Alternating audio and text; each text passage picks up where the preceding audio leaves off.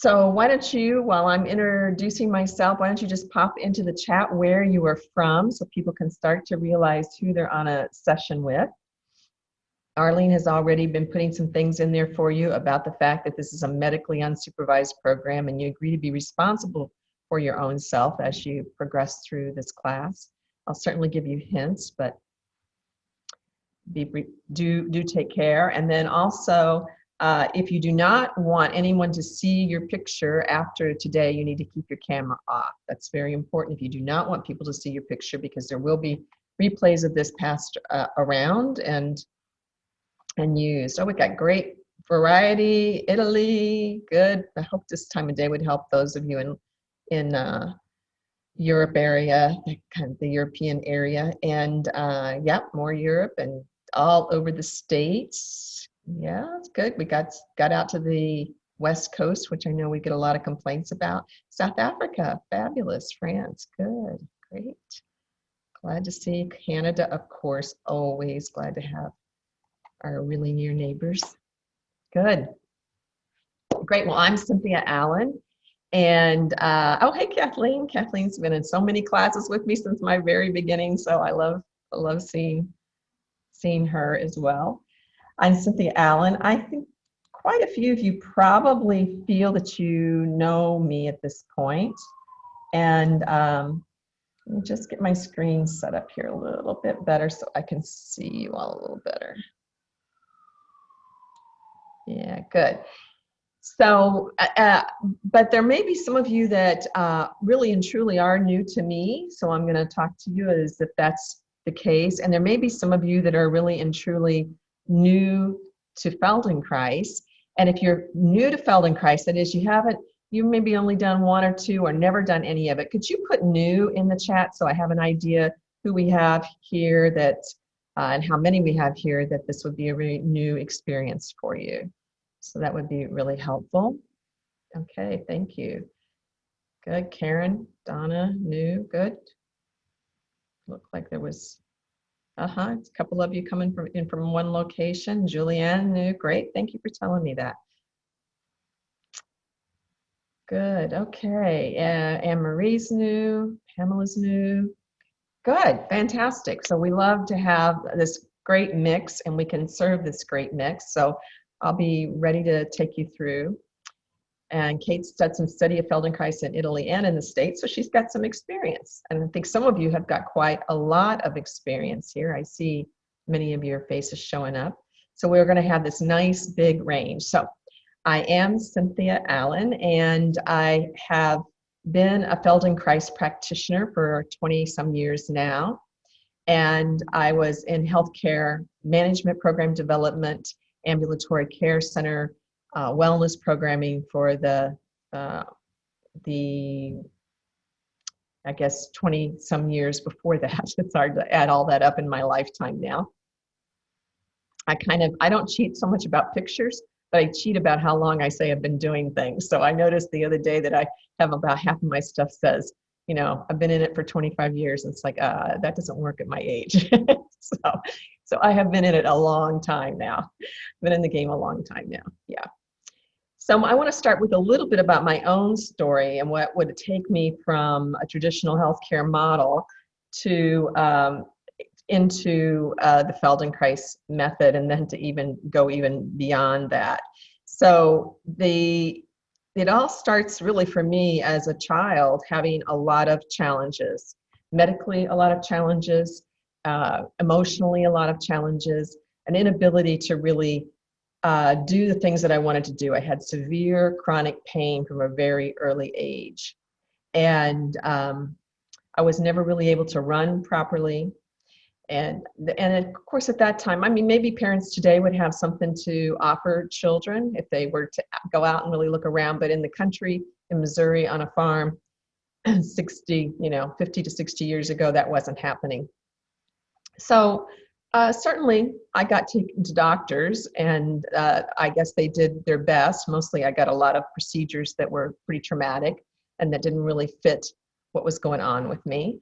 So as I came out of high school and into my adulthood, I had a pretty good amount of trauma racked up in my body and my system.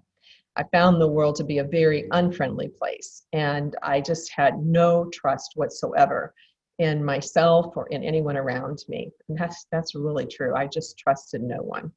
And I certainly didn't trust myself to be able to know how to navigate life. But I did have a skill that came with me from the farm and my family background. Yeah, Kate, I'm glad it resonates with someone else. I'm sure other people have got versions of this story for sure.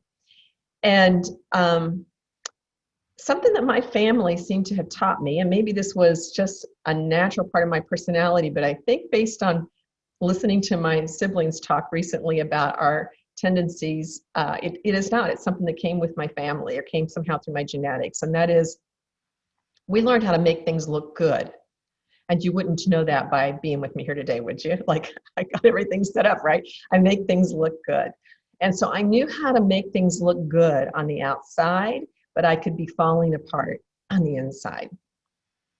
And so I did well in my profession. And I got married. I started into wellness programming. I moved on into ambulatory care centers. I moved out of high school to Omaha, Nebraska. Was in Omaha, Nebraska for 8 years before we moved to Cincinnati, Ohio. And in that process of moving, or actually transitioning from my first marriage to divorce and my mother dying from cancer, I began to just really fall apart in a big way. So some of you will resonate with this too. Like, you can keep it together so long, and then suddenly you cannot keep it together anymore, and you have to address the issues. And so for me, the issues were, again, just a lot of mistrust and inability to deal with my emotional life. But I physically was in a lot of decline. I couldn't really walk through the grocery store without just thinking I wouldn't make it, or that I might have to crawl out on my knees. And this was very common as a child, that I would feel like I would actually get down and crawl on my knees in the backyard because I didn't feel like my legs would carry me into the house. So I had some significant challenges to try to navigate. I couldn't really make it look good anymore. And I also realized I couldn't live like that anymore. I couldn't do it. And so I really knuckled down and started to explore. And I had explored psychotherapy before, but now I really found somebody that I felt I could work with. And so I did psychotherapy. I did some group counseling, which was actually extremely helpful. I did some cranial sacral work, some massage therapy. That was helpful. And I was saying what those were helpful for me the most in is they started to help me have a sense about handling my emotional world. And they started to give me a connection to people that maybe, just maybe, I could trust. And then I did some spiritual direction. This helped, some energetic work. I found myself getting calmer. I found myself becoming more creative in my life. But I had improvement, but I still had a lot of physical distress. I was still not doing well. And so a number of people have referred me to the Feldenkrais Method. Feldenkrais rhymes with paradise, for those of you who are hearing that word for the first time, wondering, how am I going to get that out the next time I get a chance to say it? Feldenkrais rhymes with paradise. So my then current husband, Larry, my second husband and current husband, Larry, and I were pretty new together, and we had a brochure. Each of us had a brochure of things that we could take, and we wanted to take a class together. So a holistic center had these classes listed. Well, people had referred me to the Feldenkrais Method, but I had ignored it because I thought, oh, I'm doing these other things. And then, well, Larry and I start checking things off, and we looked for what matched, and we both had matched up on this awareness through movement class. So awareness through movement is the branch of the work which is done in a group setting. And so we went and we took it. And the very first night, I had this incredible healing dream of this, like, sort of like, you know, those spinners that kids play with where you pull the string and it goes and it flies around in the middle, and you pull and you release and you pull and release. I had this incredible dream that there was this luminescent butterfly in my spine, and that my spine was pulling, and this luminous butterfly was going up and down my spine. And then I knew that something significant had happened for me.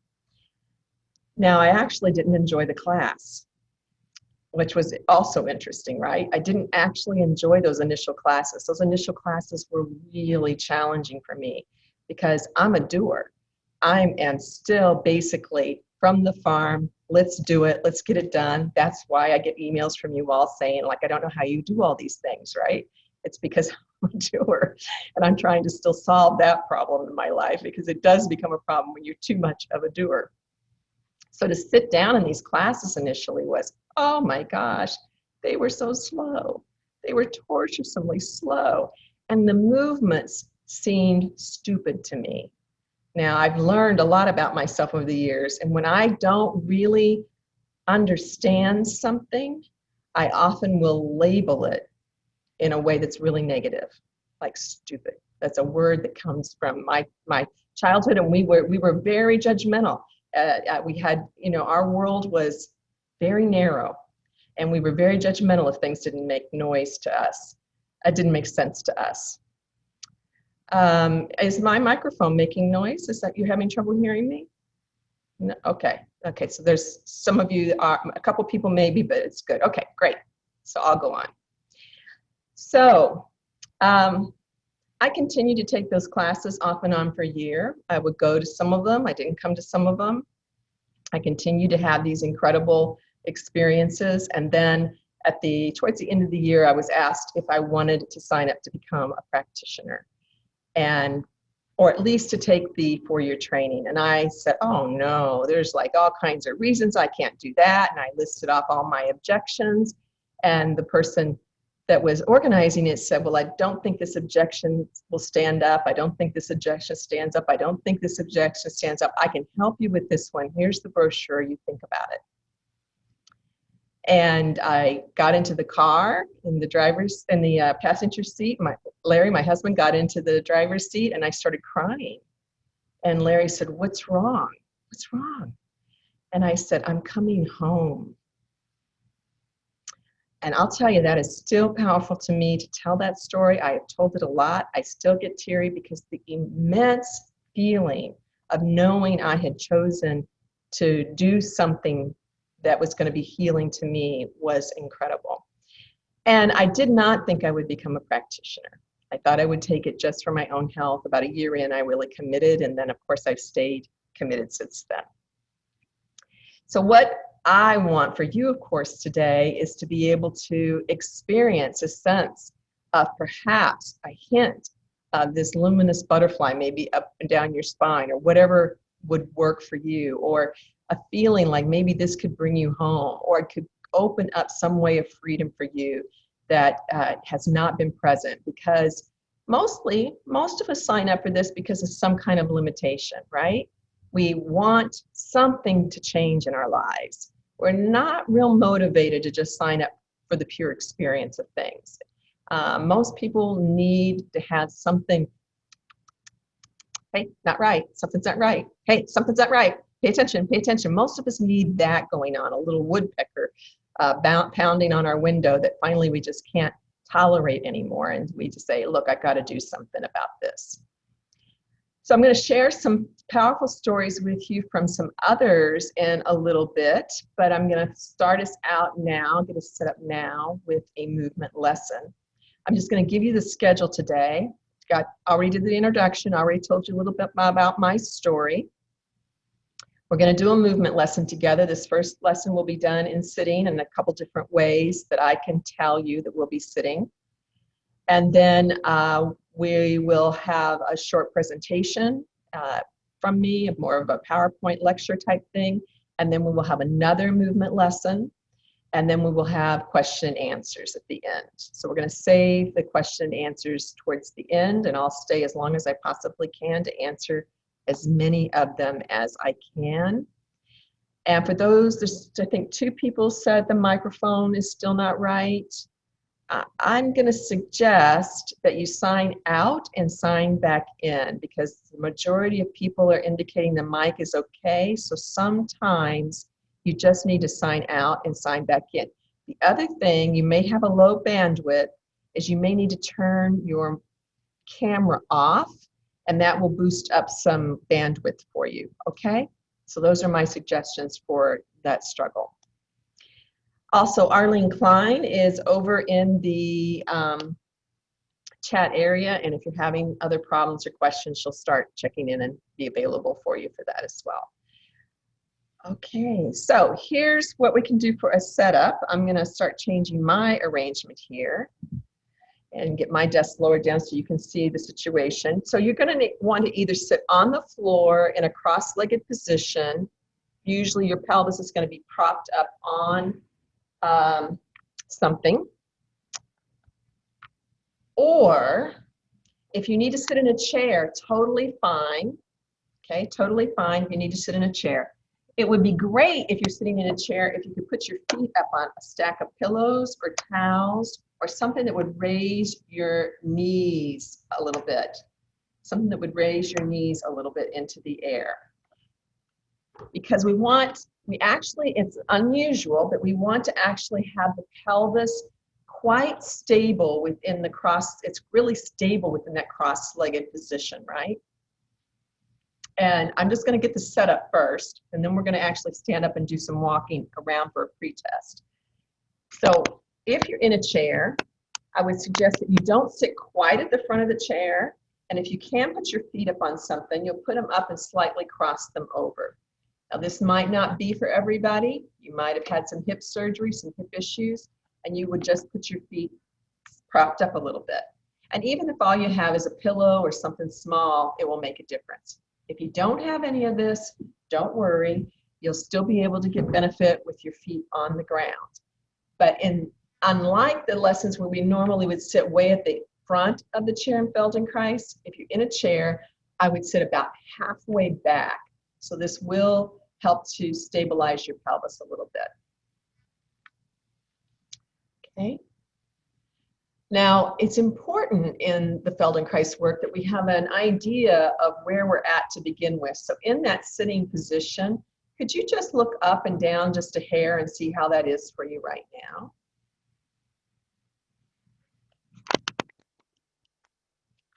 And then could you look a little bit to your left and your right and notice how that is for you right now?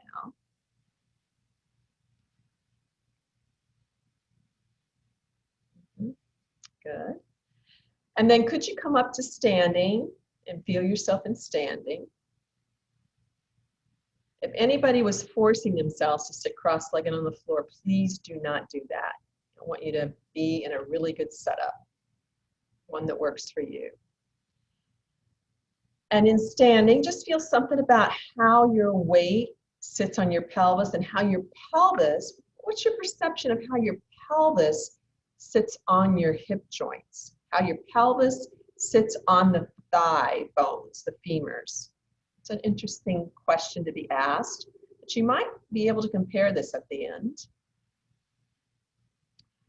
And then begin to take a little walk around. And as you walk around, begin to feel for yourself what's the quality of how your weight stacks up on your right leg each time you come onto your right leg. Does it feel like it shears out to the right, or does it feel like it stacks up on the inside edge of the right ankle bone?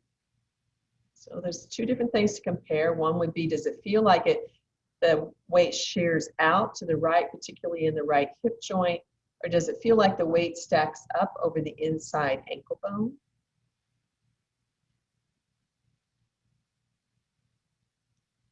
And then notice how it is on the left.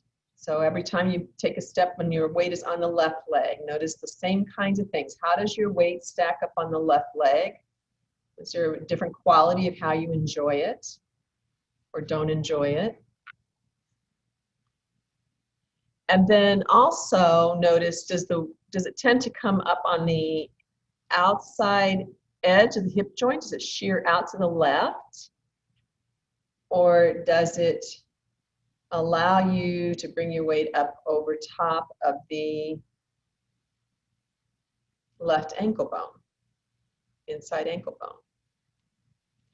And then take a few more steps at varying speeds to just notice what's your level of comfort with your balance and what's your pleasure factor like. You know, you don't want to do it anymore. You're already ready to sit down. Now you love it. Just notice for yourself.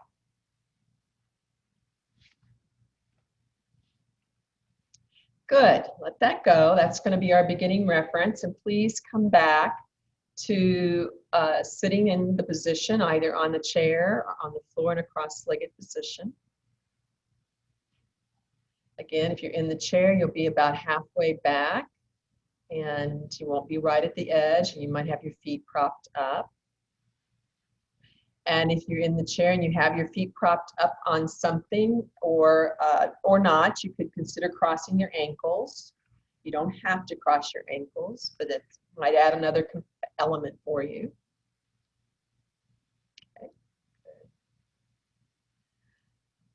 Now, let's just bring your right arm into the air and put your hand on top of your head. And just feel what it's like to take your right elbow back a little bit in space, as if you wanted to align your right elbow up with the seam along the side of your body, like as if you had a seam on your shirt, but it was a seam on the side of your body instead. And then bring your arm back forward and then take it back a little bit and bring it forward and take it back a little bit. And you're just finding out what's the ease of range for you in your shoulder joint right now. Okay, it's for the scapular movement actually. So is the scapula able to slide back towards the spine relatively easy, or do you feel really restricted? Okay, let that go. Let the arm rest. Now, one of the fundamental things that we say is we want to have less pain to get more gain. And so you can do these movements very small. You can even do them in your imagination. So for us, we're not looking for you to have any discomfort while you're doing these movements. It's okay if something feels like a tiny bit of a stretch. And I do mean tiny, but we're not going for a stretch. We're not going for a stretch. It's okay if something feels challenging. A little bit challenging is better than a lot challenging. So back off of your idea. Let's bring your left hand up, put it on the top of the head. Let the elbow slide forward and then back. And again, have this idea of a seam, an imaginary seam along here. And how would you bring your elbow in line with that imaginary seam, that you can just use this idea of the shirt. And maybe this arm feels easier or harder to do this with. You're discovering for yourself. Just feeling what that's like. Good. Let it go. Bring your hand back down. Now, some of you may have something going on that doesn't even allow you to bring your hand to your head. That's okay. Not every single movement lesson has to be for you. The other one will work great for you. You might be able to do part of the lesson with the physical movements, and part of the lesson you might imagine in your mind, putting your hand on your head. So pick out the parts that work for you and then let the other parts go. Okay. Now let's come back to that right and put the right hand up on the head. And now this time we're going to take the elbow back to whatever is our approximation for bringing the elbow in line with the side seam of your shirt. So maybe that is for you right here. That's okay. Or maybe it is more along the actual side seam. That's okay too. Now your hand is going to stay glued to the top of your head. And this is very important.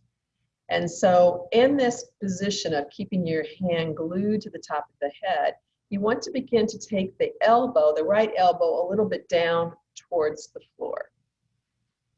Now, I do say a little bit, and a little bit is really important. If you have your elbow back close to the seam and you do a little bit, this is going to encourage some movement in the upper ribs and the upper thoracic. And this is an area a lot of us don't get to. Now, as you bring the elbow down along the side, you might feel your elbow wanders forward or back. See if you can keep it in the same plane that you had it in. And perhaps as you go down, you'll breathe out. And as you come up, you might breathe in. Yeah, and we're just going to do a very few movements. So let that go then. Bring your hand down. Now we're known in the Feldenkrais work for easy, gentle movements. And I think that is a fair assessment. I would not call this an easy lesson that I chose for us. And I wouldn't even call it one of those ones that people go, wow, I love doing this. I can't wait to do it again. I call it one that people love the results. So like when I said back when, I said, boy, sometimes I didn't like the lessons, but I love the results. Sometimes you can, you know, not always like go, wow, I just really enjoyed doing that lesson. As long as you're doing it in your comfortable range, as long as you're following any advice your doctors or healthcare providers have given you, as long as you don't push yourself, it's okay to play with it anyway, even if it doesn't like give you that sense of, woo, I can't wait to do more of it. Okay, so now let's try bringing the left hand up to the top of the head. Find that place for your elbow. And now you're going to glue the hand to the head, but we're not going to do what we just did. Instead, we're going to take the left elbow towards the ceiling. And again, we want to feel, hey, is that left elbow wandering forward? That's usually what most people just wander forward. Can you keep it in that plane of the side of the body or whatever was working for you? And as you do that movement, those of you particularly on the floor or with your feet propped up will notice there's a little bit of a shift in the pelvis, but there's not much, is there? There's not a lot. We've kind of closed the pelvis shift down a little bit. Maybe do just a couple more. Good. Great. And then let it go. And I see some people here from my Your Better Back program. We're going to do this full lesson later, by the way, in Your Better Back. So you take it easy because we're going to do the whole thing later. We're going to do a small portion of it today with this group. So good. Now let's interlace your fingers and place those on the top of your head. Just bring your elbows together in the front and open to the sides and together to the front and open to the sides. And now you're probably thinking only about the elbows when I say that, but start to notice what happens in your spine between the shoulder blades and how are the shoulder blades sliding back to allow you to bring your elbows out to the sides in the plane of the seam of your shirt. If you have a seam on your shirt, your imaginary shirt seam. Good. Beautiful. Now, in this position with your arms open, you're going to begin to take that right elbow down. So we're just doing the same direction each time it is bending. Right elbow down.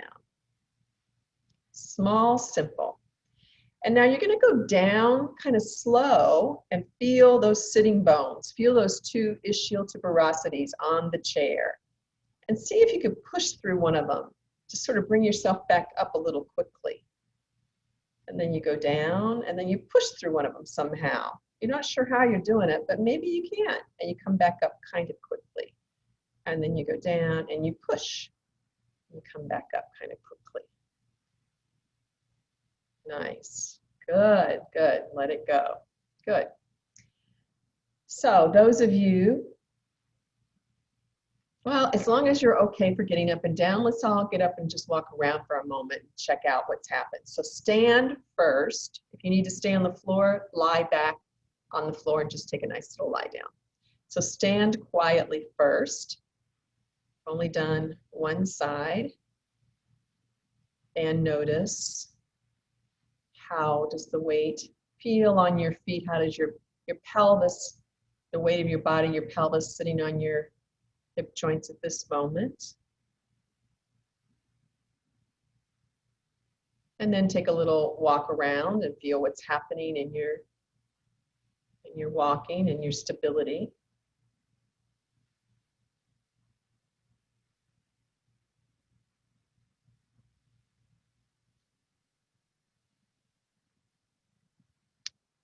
Good.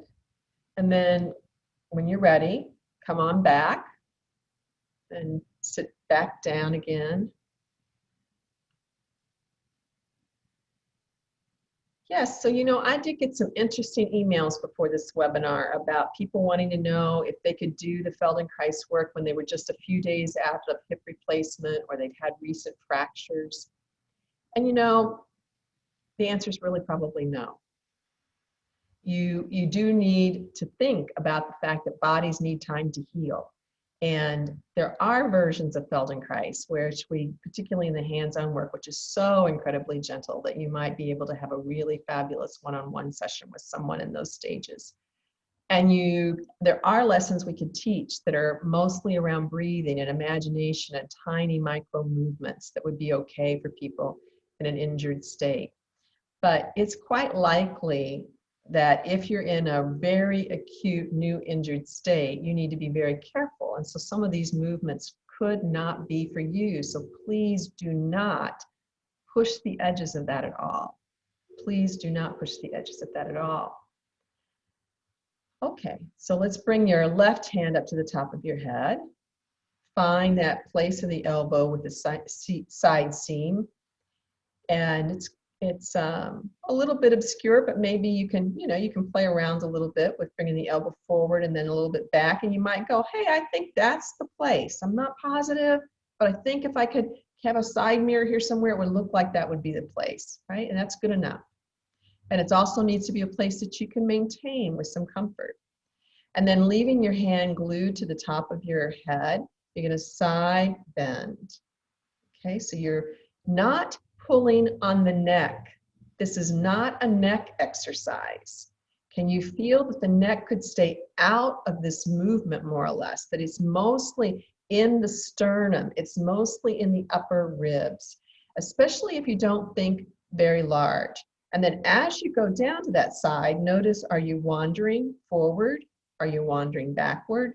Could you stay in the same plane? And as you do it, can you feel these upper ribs moving and sliding? It's like they slide a little to the right. The ribs on the left get closer together. The ribs on the right fan apart. They spread. Okay, and let that go again. Take a little pause.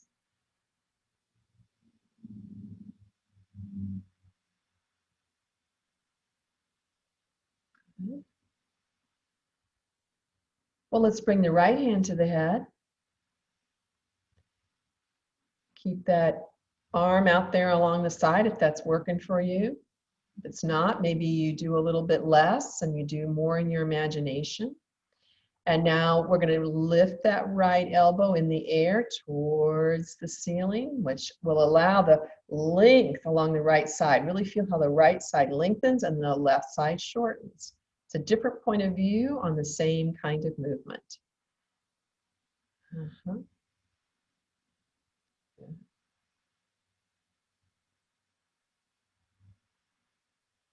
We're going to make this lesson here very symmetrical. We're not known for making symmetrical lessons, unlike some works. But this particular lesson is going to be very symmetrical. And let it go. Bring your hand back down.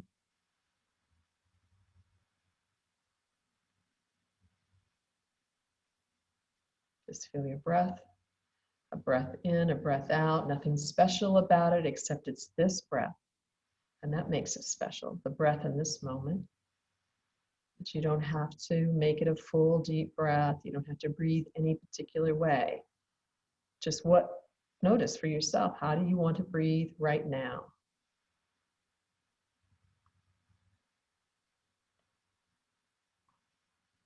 And then interlace your fingers. And you've got a habitual way that you do that, a way you like. Let's move both fingers all over one so that a different thumb and index finger on top. And it's going to feel odd. It's going to feel weird. And that's a lot of what we do in the Feldenkrais work as we begin to interrupt habitual patterns. The hands are on top of the head, not behind it, just on top. Yeah, just on top. Yeah. Like where you would wear a hat or where the soft spot on a baby's head would be. And then you play with those elbows coming back a little bit towards each other. And then staying there. We're going to take that left elbow down and the right up, and feel how long you can get on that right side. Not going your maximum, just notice that it's quite a lot of length in the ribs on the right side and quite a lot of narrowing on the left. And then feel the change in your sitting bones. And in the sitting bones, begin to bring yourself back up very quickly. Bring yourself back up very quickly, very fast. And see, maybe your sitting bones, pressing one of your sitting bones would help. I'm sorry about that sound. Let me just go get rid of that sound.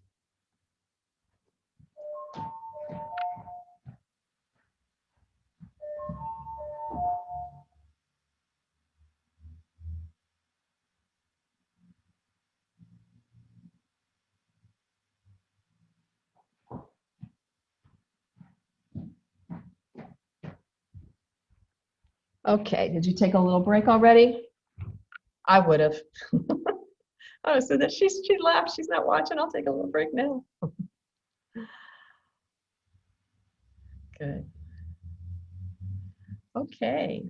Well, let's do something for those of you who feel able to. Let's do something in kneeling. So you're going to need a pad under one knee, and you might want to be close by a chair or something. And if you can't kneel, then what I'm going to suggest is that if you can't kneel, I'm going to suggest that you drop a knee a little bit down while one leg is in standing. And it's not going to be quite the same, but it'll give you a little bit of an experience. Okay. And you're going to kneel in a half kneeling position, which means our proposal position, which means your right foot will be standing off flat on the ground and your left knee will be on the ground. Okay, the left knee will be on the ground and your right foot will be flat on the ground. Left knee on the ground, right foot. And then you're up tall over the left knee. You're up tall over the left knee. Now put your right hand, if you can, you're balanced well enough, put your right hand on your right thigh. If you're not balanced well enough, then please be careful. And I like this adaptation that Kathleen is doing. Kathleen, is it okay if I show you on the screen? Just for a nanosecond. Let me see if I can find you here to do that. So she's playing, she's like, I'm not so sure about that being on the ground on my knees, but I think I could. Where is she? Oh, here's somebody else too. Anna Dale's doing something. Here she is. I'm just going to show you. She went ahead and put one knee on the chair. Okay, so she's got one foot on the ground and one knee on the chair. So that could be another option for playing with it. And I see a couple other people are doing the same thing, coming up with their own adaptations, which is great. Now, so you've got your left knee on the chair and your right foot in the standing position. You got your right hand on your right thigh, and you're going to put your left hand on top of your head, and you're going to find that side seam, and you're going to begin to take it down and then come back up. And take it down and come back up. Now, particularly for those of you on the floor, just notice the sensation of the weight shifting on the inside edge on that left knee. See if you can become aware of the inside edge of the left knee. And then in that left knee, when you go to come up this time, see if you could push against the inside edge of that left knee kind of quickly against the ground to bring yourself back up. So you go down very slow and then you push somehow to elevate yourself a little back up very quickly. Yeah, you do just a couple more of those. Good. Great. Let it go. Bring yourself out of that position. Take a pause before you change over the legs. And now you'll be on the right knee. Your left foot will be in the standing position. And let's see, get my view back. I can see all of you, beautiful people. Great. And now you'll have your left hand on your left thigh, or hanging down beside you if you're on a chair, the right hand on the top of the head, and you begin to take the right elbow down, and then you come back up, and then you feel for yourself, like where does the weight go? As I go down, where does the weight go in that right knee?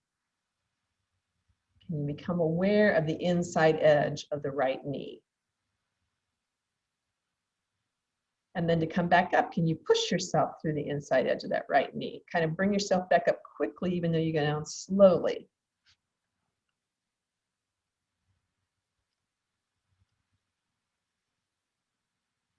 Still breathing? Can you smile and do this? Ann says, yes, I can smile. She's got a big smile. Just asking if she was still breathing made her smile. Good. Okay, great, wonderful. Let it go, let it go. And come up to standing.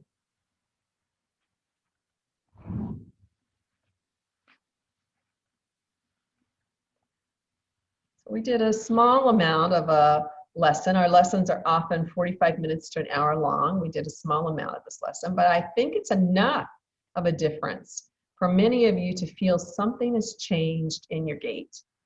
So begin to feel the quality of how your pelvis is resting on your legs right now.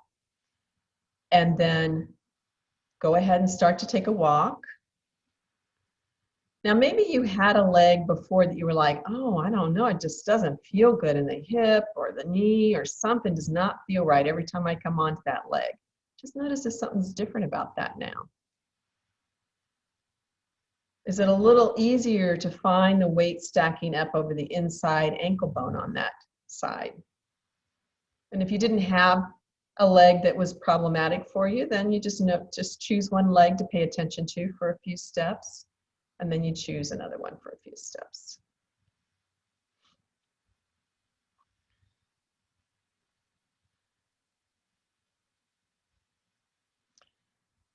Good. And then just walk around a little bit more just for your own pleasure, maybe some different rhythms. Before you come to have a seat. And check back in.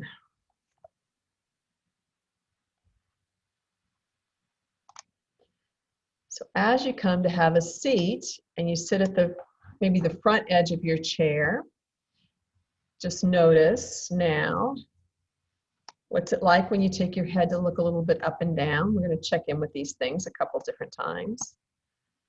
And what's it like when you turn to look to the right or to the left, if there's anything different about that?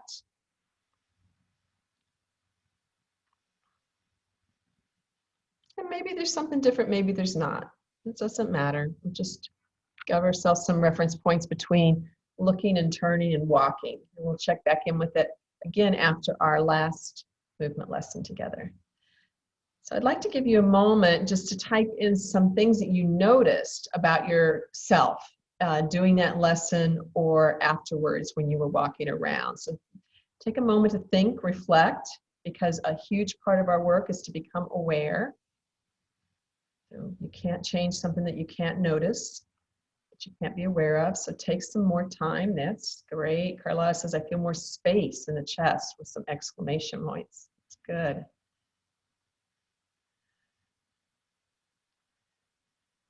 Glenn, my right foot does not pronate as much afterward. And I know that's something that Glenn's really, really hoping for himself. Oh, Susan says, I sigh a lot. Yes, isn't that interesting? Naomi, we have to open up this window because you're typing so fast now. It's fabulous. You got lots of ideas to share now.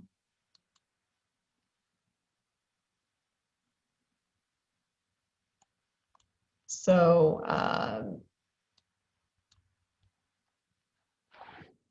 Kathy, more movement in the neck. She could see further when she turns. Good. Somebody with D, good heart, says more ease in looking up and down. Judy, no, my problem leg felt lighter and I was off balance when walking. Afterwards, you were more off balance. Okay. Easier to walk on the right leg from Richard. Good. Jill, feet on the ground more evenly. Wonderful. Pamela, spine lengthened. Anne, amazing. Ribs felt better. My gait changed dramatically. My right hip does not undulate as usual. And we can tell that Anne's had some experience in the work because she says that right leg felt nicely stacked up underneath the hip joint. So she's been around these movement modalities for a while. Heather, my feet are much more grounded. My left foot is not pronated inward. So listen to this interesting, these changes in the feet, the knees.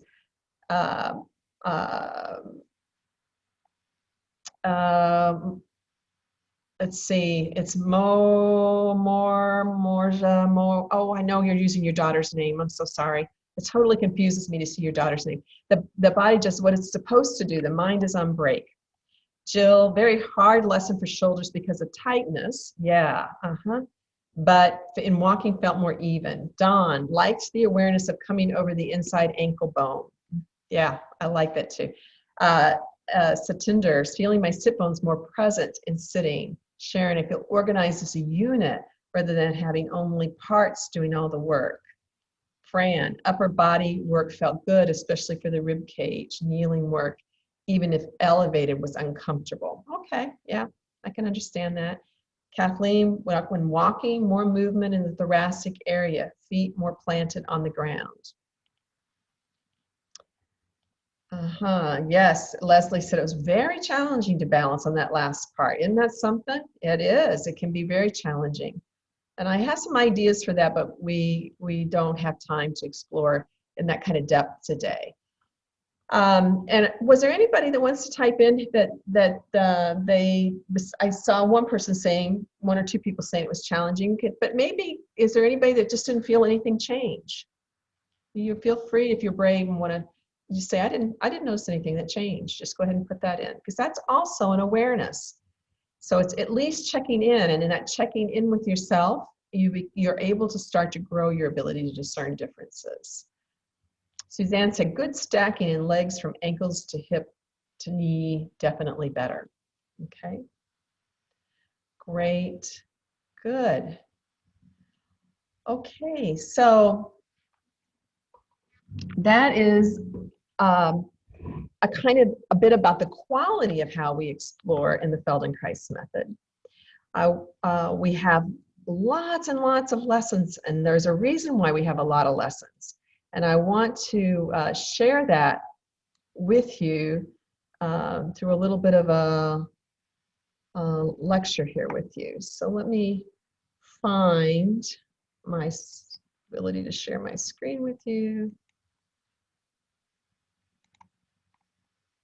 Okay, so we talk about the Feldenkrais work is part of an umbrella called somatic education. And in somatic education, I define it as learning as living through your learning body. It says living through your learning body. It's a very direct experience with who you are as an organic being. Well, what does it really mean to have a learning body? Well, it starts, those are big questions, and I want to dig into them, but I'd like to get a little bit more specific here with you about where you want to go with yourself. So let me get this. Interesting. Okay. Now I've got the slides working correctly. So where you want to travel to. So you're coming from somewhere, right? You're coming from somewhere, and I'd like for you to type in the comments where are you at now, and where do you want to go to? So there was a reason that you came today. Where are you at now, and where do you want to go to? And it could just be 2 words. Like it could be, I'm in pain and I want to go to comfort.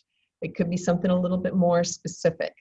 But just share, where is it that you want to go from and where you want to go to?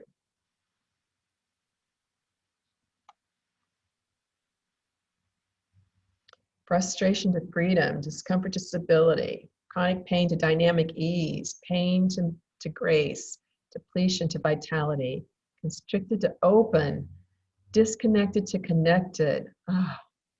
Normal walking from an instability in the knees, yeah. Pain and fatigue to ease and grace.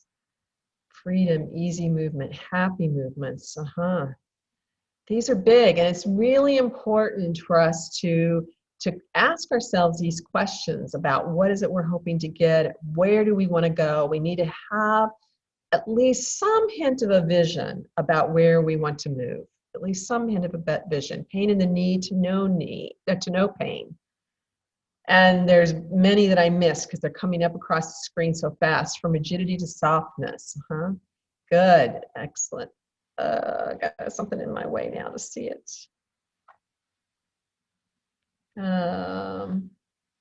That's really a bummer for things to show up in the wrong place. Okay, from stagnation to curiosity, from pain to more awareness and flexibility, pain and tightness to comfort and ease of movement. Good. So, you're saying some things that are pretty common to hear: pain, limitation, injury, fear, lack of confidence, disappointment. I hear some disappointment in some of those. And you want to go over to things like ease, comfort, better balance, ability to walk and run with better ease, or more ability to do it at all. Confidence, and Ruthie Alana, one of the leaders in our work, calls about biological optimism, a feeling of life arising in you, inspired living. So these are some thoughts that came to me, and you had some fabulous ideas about where you're at and where you want to go to.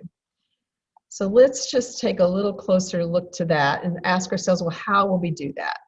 How would we do that? Now, one way to do that is, or to try to do it, is to continue to do what you're already doing, which probably isn't going to work that well, but a lot of us do this. Now, what you're already doing might be some kind of traditional exercise, strengthening, stretching program. Some of you may be going around right now and sampling a lot of different classes. A lot of that's going on. You might be taking a lot of free things, finding things on YouTube, doing that kind of thing. You might have some set of exercises that you were given 20 years ago by your physical therapist, and you're still using those same set of exercises. Maybe you're even sampling courses. You're actually taking a course here and there online. So one option would be to kind of continue to do what you've been doing, and we kind of know the answer to that. Usually when we do what we have been doing, we get the same results that we have been getting. Another option would be to take the upcoming 9-week entry course that I have, in which you would learn the 7 keys of switching on your learning body, and we're going to talk about those because they'll kind of flesh out for you what is a learning body. Plus, you can experience full Feldenkrais lessons. They're very transformative, and I'm going to talk about why they're transformative. In this course, we call it Unlocking Your Learning Body, and there are 7 keys that we're going to discuss in there, and I'm going to just briefly go over them with you today. But I want to first just point out to you a couple of incredible quotes. So one from Moshe Feldenkrais, the creator of the Feldenkrais work, and he said, "Life is a process, and processes go well when you have more than one way to influence them." And this is a really key principle that comes forward in the Feldenkrais method that you'll hear in a moment in these 7 keys. And then we also had this incredible quote that many of us have been passing down through the years, which is, "To know thyself is wisdom." And that comes from Socrates. And so we really do believe that through the Feldenkrais method, you can get to know yourself. Through the Feldenkrais method, you can have a variety of ways to influence this process of life. Now, there are 7 keys that I feel are really important within the Feldenkrais work, and I'm just going to introduce you to the 7 of them today. We're not going to discuss them in detail. But the first one is respecting yourself. So you've heard me give hints of this already, that it's very important that you listen to your own needs and you stay with your own needs. So it's not that all of us are the same. We are all different, and we're all different at different moments in time.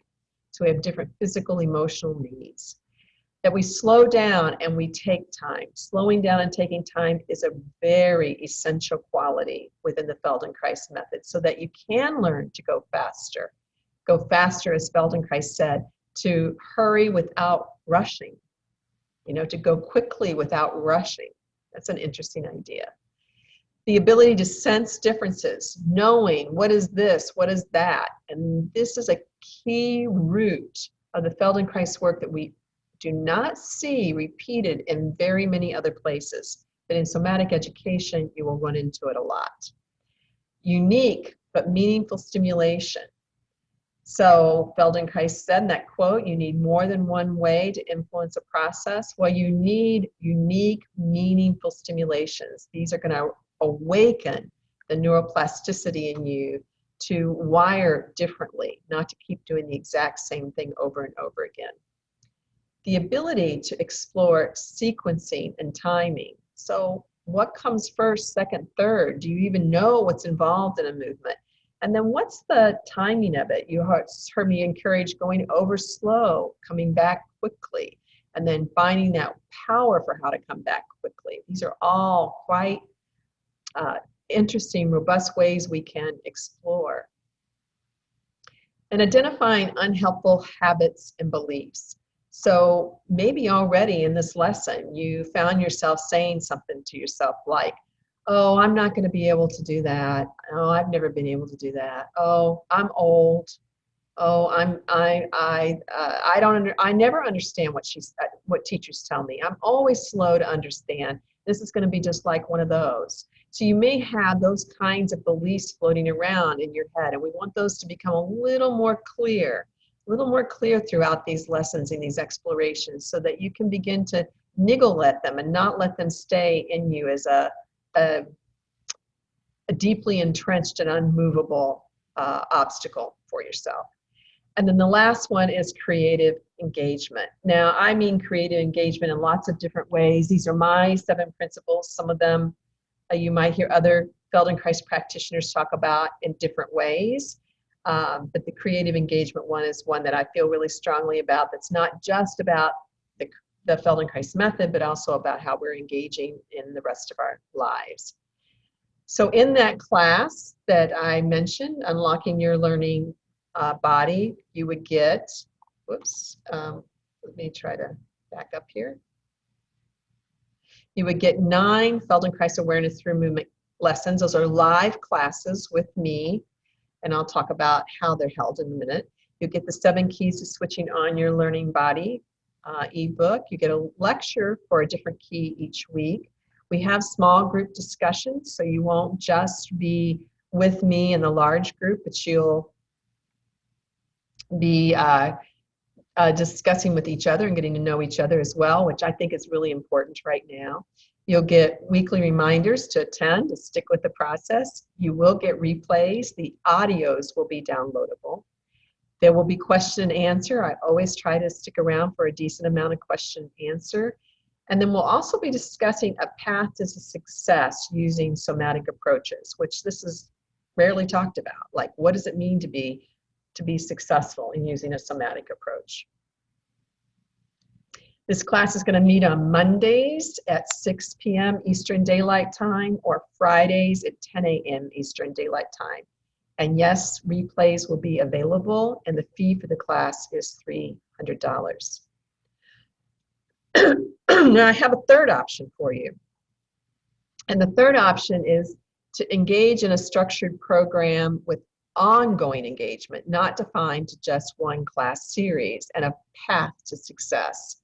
And so you could join the Your Learning Body community. And there's several people here that are members of Your Learning Body. And I don't know if they would feel comfortable typing that in to say, hey, I'm a part of it.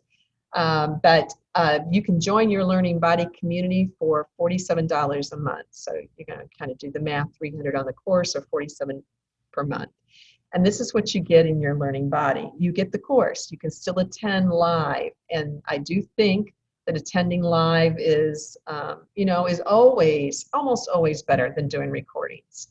But you also get access to the ebook and the discussion, everything that we mentioned before, but then you also get access to streaming or downloadable short videos. There's more than 40 of them and more coming. I've got several planned for filming soon. And that's a value of $400. You get the audio lessons. There's over 150 of them. These are full-length Feldenkrais lessons, which provide a more transformative experience than short lessons. And that is streaming and downloadable as well. And there is throughout the year, there will be live class series and challenges, and that's a value of over $1,200. Then you also get the workbook like we talked about, you get the path to success that we've talked about, and you get a private Facebook discussion group, and that value is over $3,000. There's also bonuses. Larry Wells has the Sounder Sleep System lessons for people who want to learn how to handle anxiety, stress, and get better sleep, but I've also found them very valuable for chronic pain. There are select Bones for Life lessons and Bones for Life work. I think there's some people here that have been exploring that. And then there's also some neuro-linguistic programming meditations with Larry Wells. Whoops. Oh, I'm like a little scroll happy here somehow. I'm not understanding my little mouse the way I usually do. So what does that mean? Well, you could do the 9-week live entry course only, and that's a one-time fee of $300. You could join the monthly membership at $47 a month, which includes that 9-week course, plus all the Your Learning Body videos, audios, classes, discussion. You can cancel anytime that you want. Or you could do yearly and save an actual 2 months. So if you do yearly, it's $487. This is actually what most people end up doing. And you get 2 months free every year. And this includes everything that the monthly includes. So that gives you a annual savings of $94 a year. So this total package, that if you decide to do Your Learning Body as opposed to the entry course, is worth $3,555. Now there's this link right down here at the bottom, which is going to be too hard to remember, but I'll say it out loud anyway, just in case. It's futurelifenow-online/your-learning-body-portal. But Arlene has been putting it for you in the comments already, because anyone who signs up during this live event will be in a drawing to receive a private session with me that's worth $120, online private session. And I'll tell you what I'm going to do. I'm going to watch you. I'm going to listen to you tell me what's going on with you. I'm going to watch you move a bit, walk, stand, sit. I'm going to help you, give you a lesson that day that I feel will be helpful for you, and cue you into some things that I think will be helpful for you. And then I'm going to follow up and give you a list of lessons within Your Learning Body that I think would be valuable for you. And we're going to give away 10 of those. So not everyone is going to get it, but 10 of you are going to get it. So that's pretty special. And they'll be scheduled over the next couple of months. And then also, something a little fun, we have a Your Learning Body mascot. You don't know what it is yet, but it's a very cute little stuffed animal. It's actually, the mascot is the real thing, but a very cute little stuffed animal. And we're going to ship that to 5 different people anywhere Amazon will ship. Now, those of you who are already members of Your Learning Body, and I know some of you have tuned in, we've got something special coming for you guys too. So you don't have to try to think you need to rejoin. You get to keep your old rate. Your rate never goes up. So those of you who are already members, you just ignore all this pricing. You're going to get all these upgrades to Your Learning Body as a part of your current fee structure. And I've got some good surprises coming for you all too. So I want to tell you about some of the people that have been in Your Learning Body. And this is Yvonne. And Yvonne has just a really incredible story. Actually, she started out with me as a private client many, many years ago. And then, she didn't need me anymore and went on her way, and then came back a few months before COVID, and was in a really difficult place. She had decided she needed to stop playing the flute. She decided that she needed to stop painting, and she's really big into interior decorating, so she really loves getting, like, painting a room, getting the colors picked out, but she liked to be able to do it physically. But she was not able to do it physically any longer. She was just unable to function. So, she shows up and she is in a lot of pain. She's really super glad to see me. And we made some good progress for her in a few sessions. And then I needed to be gone. We took a group to Costa Rica. And she's part of Your Learning Body, by the way. And so she says here, like, before starting Your Learning Body, I thought I was going to just deteriorate, that my future was going to be leading to less and less movement, less and less hope or achievement. And then I began to do these lessons, and I started to get this opening back up in my neck and my back. And she wrote this early on in joining Your Learning Body. It was actually before she started, no, it was, she started seeing me, then she joined, yeah. And while we were gone, she continued to sign in and do the lessons. And we were gone like 3 weeks. So she was like, oh, I don't know. She wasn't very excited about me being gone. And she continued to do the lessons. And then one day she says to herself, maybe I could paint a room. Maybe I could just paint one wall. Maybe I could just paint one wall. And so she painted one wall every day and finished a room. And she was not in that debilitating place that she had been in when she came to see me a few weeks, probably about 3 months earlier. She did not go back. So she realized, oh, I had decided that the rest of my life I was not going to be able to paint, that the rest of my life I was not going to be able to go back to performing with the flute. And maybe that's not true. Maybe that's not true. This is Andy Gallo. Andy's a physical therapist, and he joined Your Learning Body over a year ago. And he joined it in a combination of reasons. He wanted to get help for himself. So he says, I had some problem with my right shoulder, elbow, hands in particular. I think it was his right, might have been his left. I'm seeing him point his left. This is from a video that he was talking to me about his experience, this picture of him. And he found that he got a lot of improvement in his hands and his elbows and shoulders from doing it. He said, I get really immediate results and things are just easier. There's not as much strain on my body. And he also talked about getting better sleep. They had quite a bit of carryover that he talks about as well that goes towards how he coaches his patients and matching it up with his PNF work, which will make sense to you of those in the rehab field. And you're very welcome, Nomi. I'm sorry it's Shabbat for you, but glad that you could join us when you did. Lynn joined not quite a year ago, and she is a horse lover. She's also a movement person. I'm not sure what form of movement she does, but I know she coaches subtle movement. And she really likes the way it's been improving her ability to sense herself, to feel herself in relationship to her horse. And so she knows that as she's able to have a better seat, a better responsiveness, that her and her horse do better together. And she's also really excited because she goes to see a body worker. And this body worker has been saying, she goes for like monthly tune-ups, has been saying that she comes in a better state, that she's able to kind of keep herself in a much healthier place with these lessons than she was doing it without them. This is Betty Lou. Betty Lou is a biologist. She's got her PhD, and she is into the outdoors, as you can tell by the picture that she chose to use here. She came with arthritis and her knees and pain, her neck, she has stenosis, and as a result of participating, she's learned how to spiral up and down.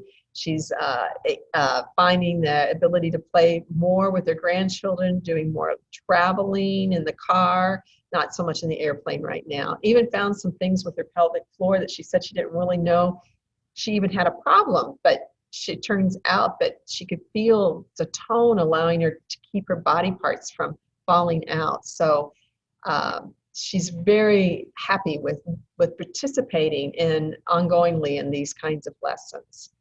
And Marguerite is very new to us, maybe about 6 months, and she had some really significant, challenging things going on for her in her health. And so she's been going into the membership at least 2 to 3 times a week, and she feels that the lessons are creeping into her daily life, that she can see how her patterns of movement are. She can see her habits, and she can start to interrupt and play with them, and that she finds having it available to her is helpful. And Jay is a physical therapist, a fairly young man. He was hit by a car when he was still in high school, and it really changed the trajectory of his career, and then has placed him in a place where he's more focused, right, on how he can have health for himself. And so he signed up because he was recommended that this work could be helpful for him and for his patients. And he really loves the fact that there's this less effort, going with ease instead of with effort. And as a result of the Your Learning Body, he feels it really helped him get back to a consistent running. And last year he was able to do a half marathon and feel good about it afterwards. Not just do it, but also feel good about it afterwards. So we have here this ability of any age almost, and almost any kind of physical situation to participate in the work.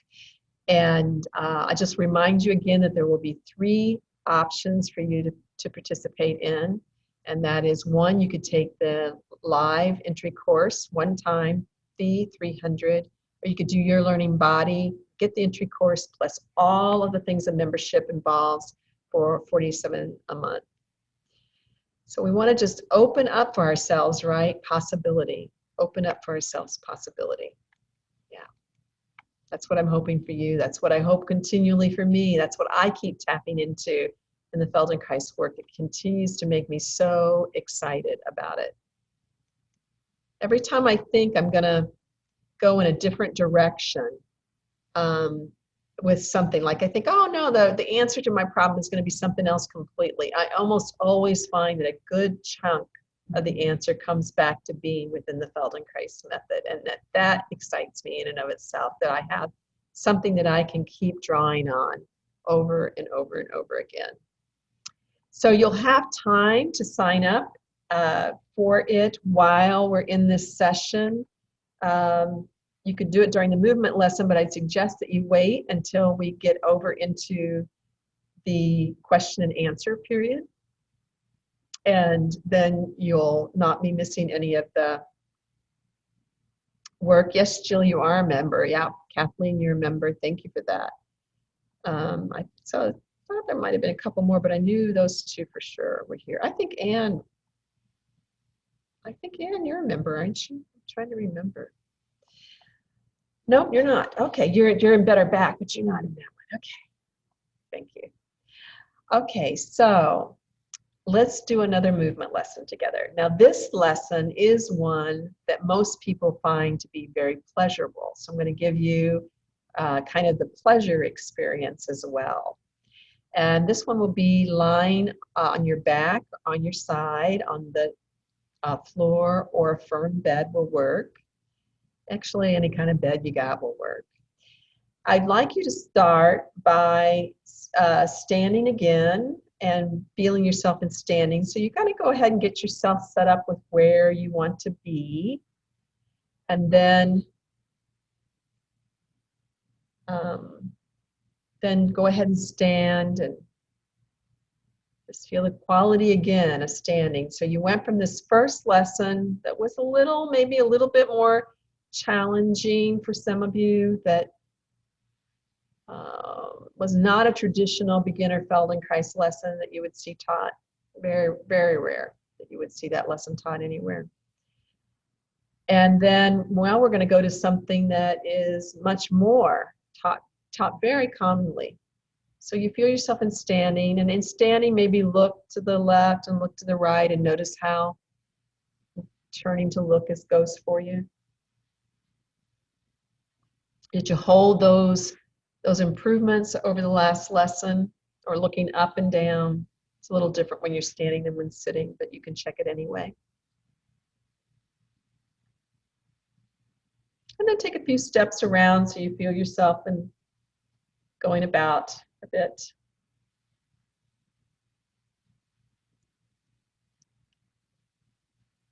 And then coming to lie on your back.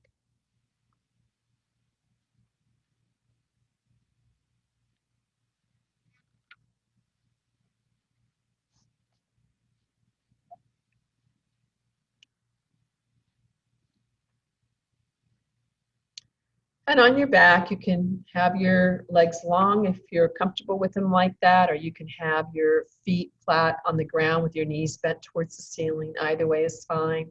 And we're going to just use this being on your back for a moment to check in. So we talked about this idea of sensing differences. And we've started playing with that key of sensing differences by asking you questions and giving you an opportunity to feel your starting point with your ending point, right? Before the lesson and after the lesson. And then maybe you might even be able to notice changes throughout the lesson. So as you lie here, first, just allow yourself to feel the support of the surface underneath you. What does it mean to you to know that the ground, the floor, the bed supports you? There might be a kind of a feeling of an awe for some of us that, oh, there I'm held. I don't have to do anything. I can just be here for a moment in the quiet, feeling the contact of my body with the ground. Now, to feel your contact with the ground, you have to have some areas that don't have contact. It's the contrast between what is resting on the ground and what isn't resting on the ground that even allows us to know the experience of contact, the experience of pressure. So perhaps you can define in your mind a few places that are not touching. Maybe the back of your neck, maybe the tops of your shoulders, perhaps some area of your low back or mid back, something behind the legs. But there's also places in the legs that are touching, yeah? Probably the calves, and maybe some part of the thigh, and certainly the backs of the heels or the bottom of the feet.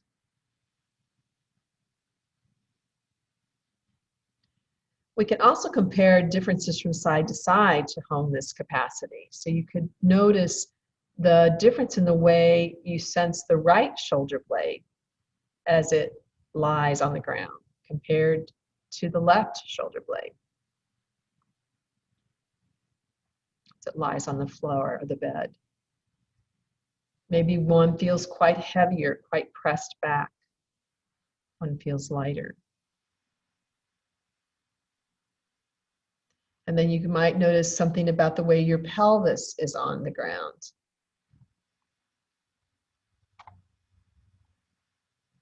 Do you find there that you lean on one side, that one side is lifted? Is there more space behind one side of the back than the other?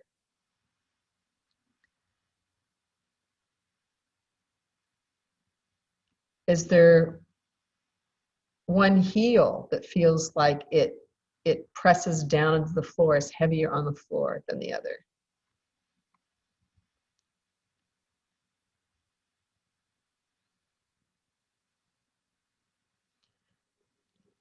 And then just notice the quality of how your breath flows in and breath flows out.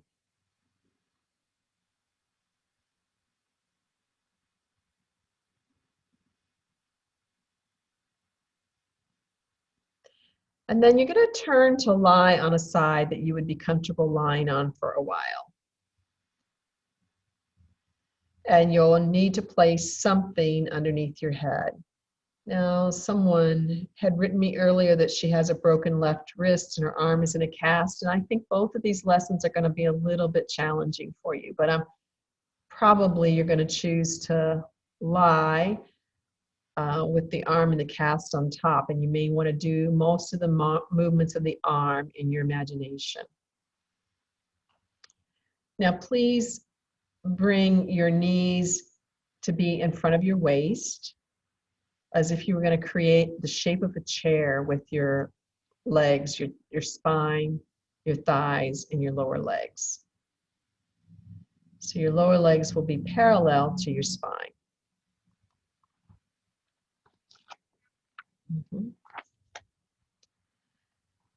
And then take some moments to adapt some padding underneath your head so that your head is not hanging too far down. You're going to want your arms out in front of you at shoulder height. Arms out in front of you at shoulder height.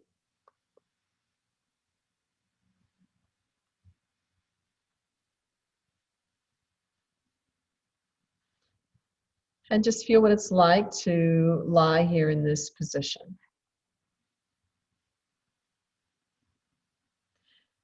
Then take your top arm and bring it into the air, and slowly, gently, so you can feel what it's like for you to bring the top arm into the air and go up towards the ceiling or a little bit behind you, and feel what's your current easy range of bringing your arm in an arc across to maybe behind your body. And then bring it back down. Now, for people who've done a lot of Feldenkrais work, this will not be a new lesson for you. But for people who are fairly new to it, it will be. Or maybe not even done more than a couple of years worth, maybe. And then bring the arm back to rest on the other arm, hand on hand. And let's play with it a little bit differently now. So instead of raising up as far as you can go this time, just bring the arm gently into the air, maybe an inch or so, and then lower it back down. And do it in such a way that you feel that the wrist comes off before the fingertips do. So there's some quality of lifting where the wrist comes into the air and the fingertips hang down, and then as you lower, the fingertips touch the other hand, and then the whole arm rests. And go very, very slow, like so ridiculously slow. You can't believe it. That's kind of slow that just drove me crazy about this work in the beginning. And you're not going for 5 and 6 inches of change, just like an inch at a time. Very, very minor, very minor. And then you come back down. And in that very minor amount of change each time, begin to let your eyes follow the hand. So like as if your eyes are watching maybe that hanging thumb and that hanging fingers. And you could even do this with your eyes closed, but you still want to have the image that your eyes are following that hanging thumb, that hanging fingers. Soft, soft fingers. How much more soft could the fingers be? Maybe they don't need to be stiff. Maybe the wrist doesn't need to be stiff. And as you allow your head and eyes to follow the movement, you'll begin to feel that the arm eventually starts to approximate towards the ceiling. And if you'll stop there with the arm up towards the ceiling, if you feel a little asleep, it's okay. You just catch up as you can. Stop there with the arm a little bit towards the ceiling and pause. And just reach there towards the ceiling a little bit more, and then slowly let go of that reaching. So very gently reach towards the ceiling and feel that the shoulder blade slides away from the spine, and then very gently let the shoulder blade slide back closer to the spine and the arm shortens. Do several of those movements. And then you might notice a little tendency as you reach that the arm might enjoy to rotate. The whole shaft of the arm might enjoy rotating. And you could do that. You could rotate the shaft of the arm as you reach. Maybe the thumb would go towards the feet. And as you let go of the reaching, the thumb would come back a little bit more towards the side of the body or the head. And then you could reach and rotate. And of course, you can stop and doing the movement anytime that you like and take a rest. You don't need to leave your arm in the air the whole time that I'm talking. That would probably be even preferable that you chose a rest. And the next time that you're ready to bring the arm back down, bring it back down to rest, hand on hand, and take a pause.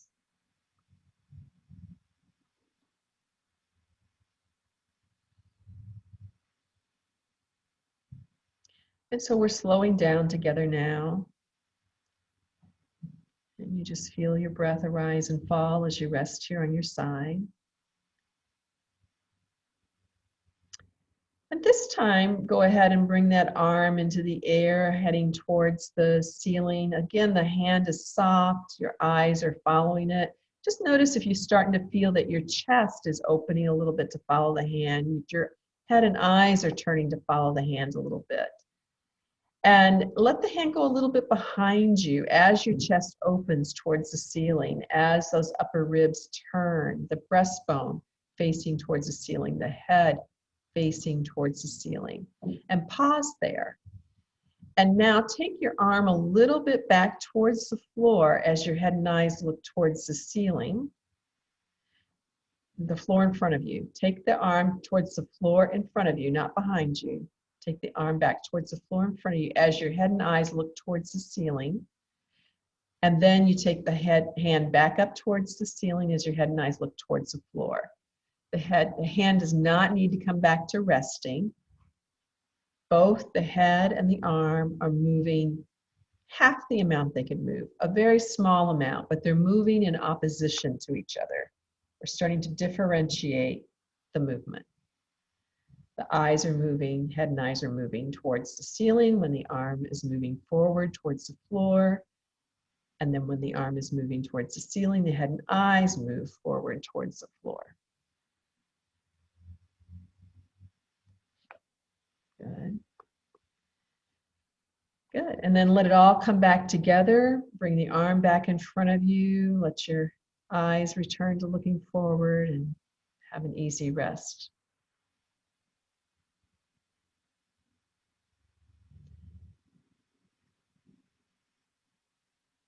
And let's see if anything's improving about your ability to take the arm behind you a bit. So go ahead and softly raise the arm into the air.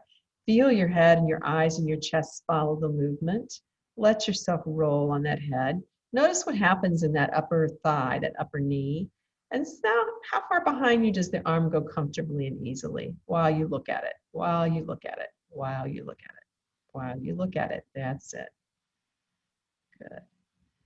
And then when you go to come back, just notice if this reaching quality, like lengthening the arm away from you, could be helpful at any point in managing the weight of the arm as you come back.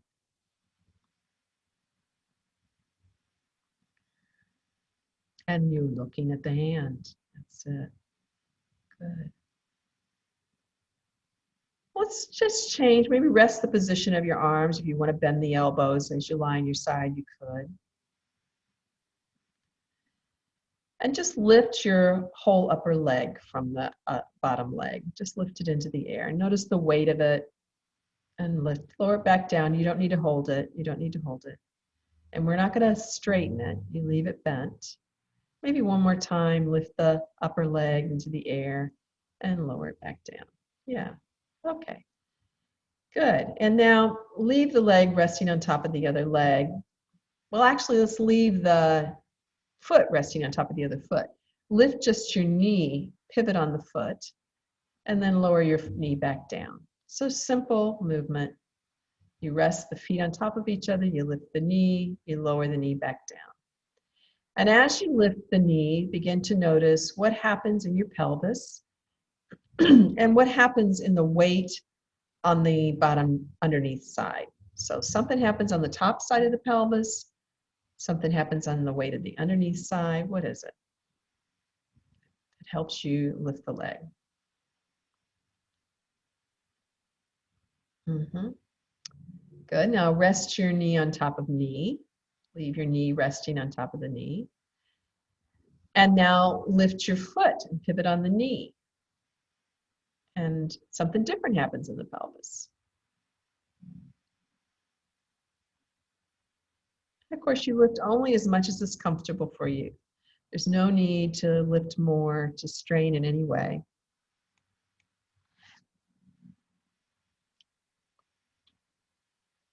And be clear about the difference in the movement of the pelvis, both on the top side and the underneath side. Then can you alternate? You lift the knee one time, pivot on the foot, and then the next time you lift the foot, pivot on the knee. And maybe just going back and forth between the movements helps to clarify what's happening for you.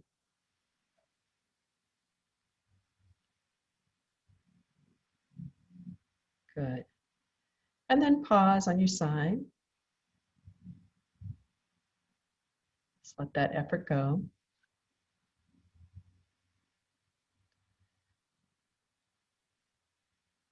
And please lift your leg into the air. And notice if it got a little lighter to bring up into the air. A little simpler.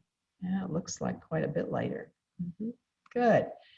Now pause with the leg resting on top of the leg and bring your arms out in front of you again. So your arms are out in front, palm on palm. And begin to lift your arm in maybe 2 or 3 or 4 attempts. You don't go all the way from the beginning. You take your time to let it unfold. To let this idea of your head and eyes following, to let this idea of the upper ribs, the middle ribs turning and being responsive, to maybe something different happening on the weight, on the pelvis, that allows the arm to gradually go a little bit more behind you. And for some of you, as your chest becomes more available, you'll find that the arm even reaches the floor behind. It doesn't need to be a goal. It doesn't need to be a goal. What does need to be a goal is to stay within your comfortable, easy range. That's your goal. Because if you stay within the comfortable, easy range, the range will improve. We see this over and over and over again. Not only will the range improve, but the likelihood of injury, inadvertent injury, is decreased. Good, that's great. And let it go and roll onto your back.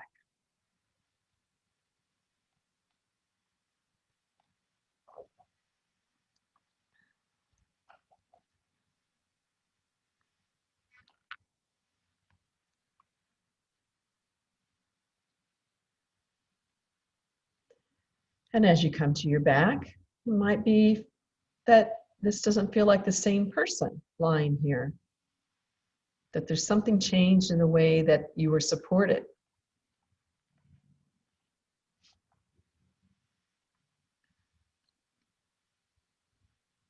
What's different in the places of contact? Are there more of them? Some of the areas with space have a little less space, perhaps, as your musculature has become better organized and more relaxed.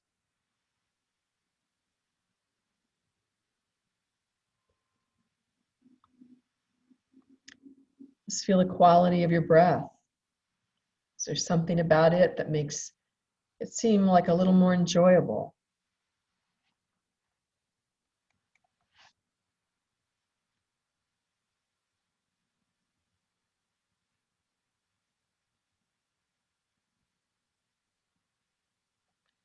Roll your head very gently, a little bit to the left, a little bit to the right.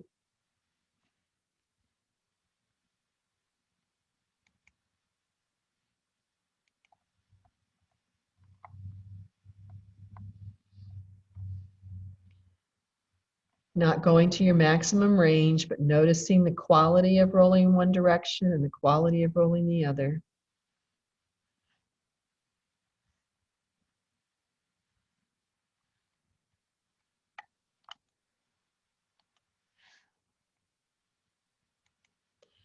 And then begin to bring your head back to the middle And roll your head a little bit to the left while your eyes roll to the right.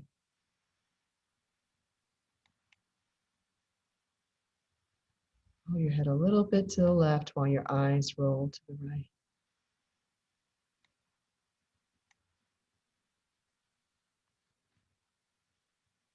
And then roll your head a little bit to the right as your eyes roll to the left. Go back and forth from side to side.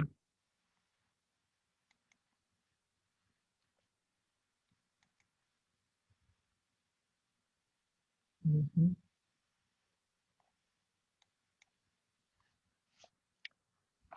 And then let that go and just let your head and eyes roll together again.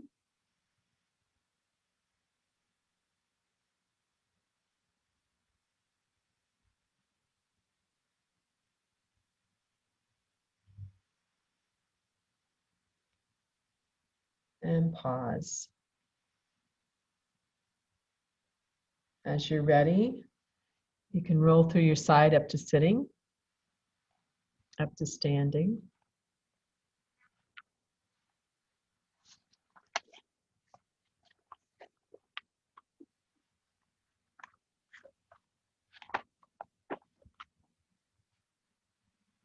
Take your time.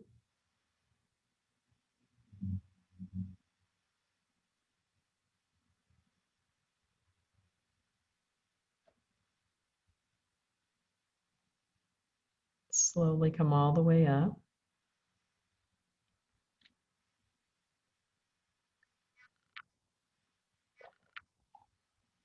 Just notice how the shoulders, the arms are hanging in space. Notice the sense of your uprightness. Walk around a little bit, just for yourself. Don't worry about the camera. You just walk around a bit.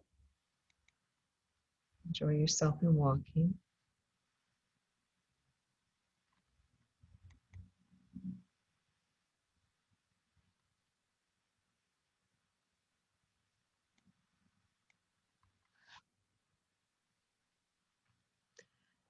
And then come back when you're ready. There's no hurry to sitting in front of the computer. If you want to come back, we're going to move into your sharing about your experiences and your questions and answers. But your questions, I'll try to answer. If you want to answer, I guess I could ask some questions.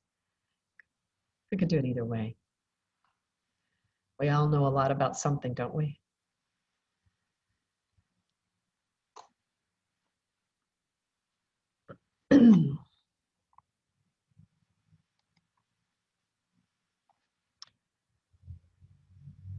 And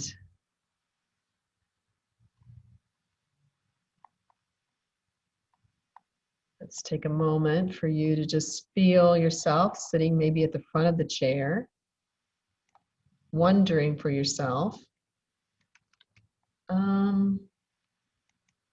what is the quality of my sitting like right now? And then what's the quality of my turning to look left or right like right now?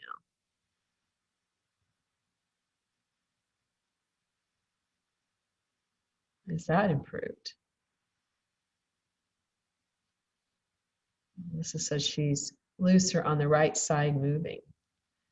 And because it's important to be witnessed in change, and it's important for you to take the time to articulate for yourself what's happening for me. This is part of growing in a somatic practice. This helps you to be able to come to each lesson fresh, but it also deepens your learning each time. It deepens your learning throughout the day so that a lesson is not just confined to this time we were together. But there's something about this lesson that can go forward as you allow yourself to express more, notice more about what's happening for you. So take some moments to begin to put those in the comments for yourself, or write yourself some notes there for yourself. It's not really enough just to go, I think I feel different, but to be at least curious about how you feel different. So Melissa says looser on the right side, moving, and head sits more comfortably on the top of the spine. Melissa, my left heel is raised an inch off the floor. And I want to tell you that in the beginning, I couldn't tell what was different for me. And that's okay to say, I can't tell, but you checked in. That's the key. You checked in, you asked yourself, Heather, my right side feels longer. Janet, when I turned my head, it seemed the ribs naturally followed. Jane, more settled in my sit bones. Jill, better movement each way, less scrunching sounds. Denise, I can't stop yawning. Okay, Denise, you're gonna make me yawn just saying that. Susan, after the lesson, I feel like my ribs have been reminded to join in. Barbara, I always practice the side I feel needs improvement. Should I be working with the side that doesn't? Ah, good question. Guess I'm looking for improvement. She's got a question in her mind. Thank you for that, Barbara. Maybe we'll talk about that. Melissa, my right side's more relaxed, while my left side feels lighter. Ooh.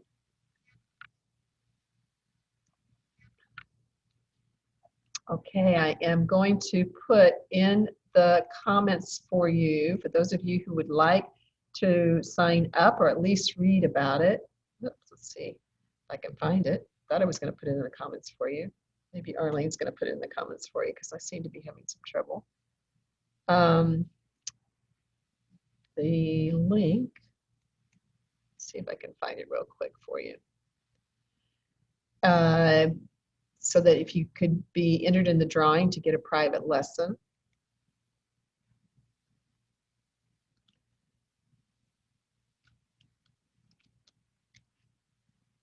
There you go. Thanks, you, Arlene. And you could do that while we're in the question and answers, or you might be one of the lucky people who get the mascot in the mail. Okay, let's hear some questions. And what I'm going to ask you to do is to raise your proverbial hand by looking at the participants, finding your name, and clicking on the hand beside your name. So you go to the participants list, and then you click on the hand beside your name, and we'll do them this way so that we don't waste a lot of time in the figuring out who's going to talk next. Then I'll call your name and you can unmute yourself.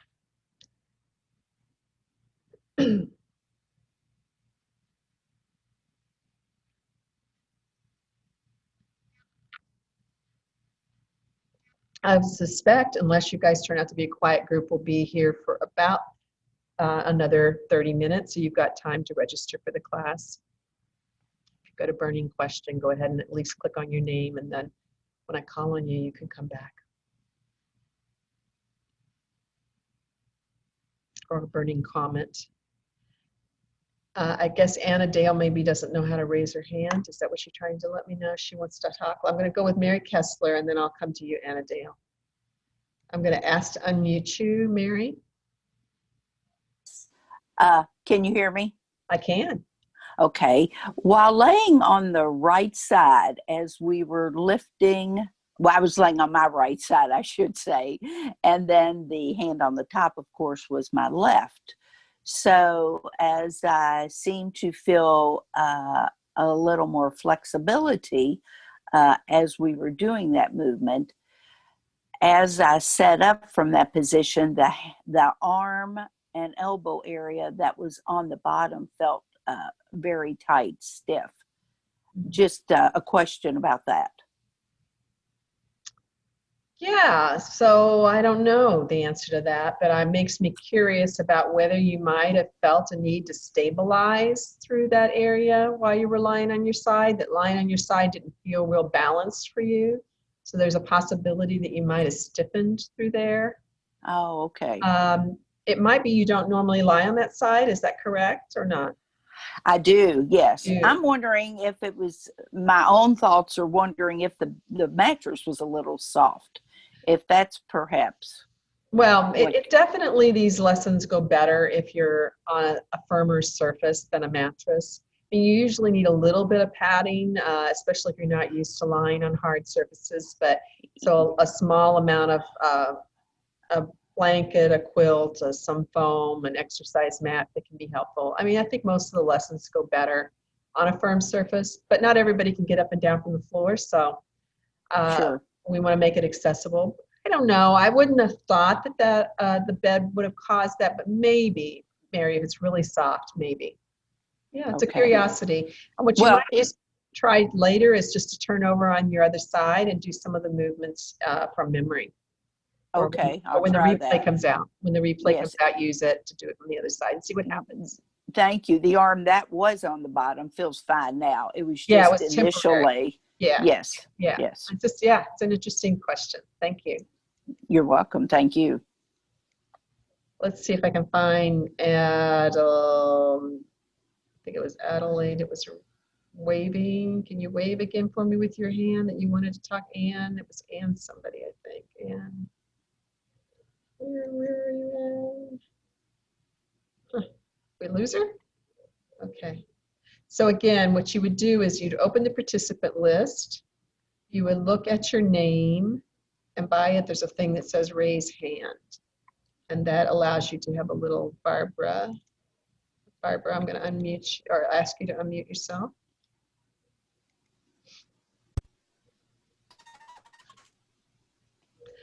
I can't hear you yet. Can you? So I'm trying to see if you are unmuted.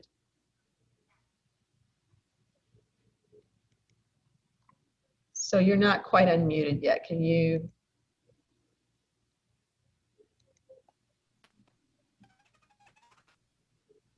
Huh, still no sound from you, Barbara. I'm sorry. I think we're going to need to have you type it in the comments. For some reason, we're getting no sound.